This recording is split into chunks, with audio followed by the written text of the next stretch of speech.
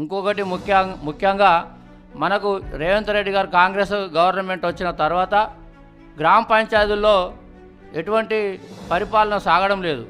మరి అక్కడ ఎమ్మెల్యేలు గెలిచినా కానీ గ్రామాల్లో పట్టించుకోవడం లేదు. మరి అట్లాంటి గ్రామ పంచాయతీలకు కేంద్ర ప్రభుత్వం నిధులు నేరుగా రావడం, గ్రామ సర్పంచులు కూడా కాంగ్రెస్లో ఉన్న గ్రామ సర్పంచులు కూడా ఊరూరు తిరుగు వాడ వేయినా కానీ అరే బీజేపీ నరేంద్ర మోడీ దేవాలనే మేము కరెంటు బిల్లులు కడుతున్నాము, రోడ్లు వేసుకోగలుగుతున్నాము, నల్లలు పెట్టుకోగలుగుతున్నామని ప్రతి కాంగ్రెస్ ఉన్న సర్పంచ్ కూడా ఈరోజు గ్రామంలో చెప్పడం జరుగుతుంది.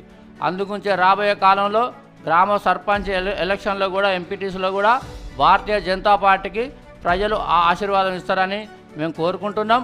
అలాగే రాబోయే కాలంలో మరి తెలంగాణలో పెద్ద ఎత్తున భారతీయ జనతా పార్టీ రాబోయే కాలంలో ఎమ్మెల్యే ఎలక్షన్లో ఎమ్మెల్యేలు గెలవడం, ప్రభుత్వం ఏర్పాటు చేయడం, మరి కాషాయ జెండా ఎగరేయడం అనేది జరగబోతుంది.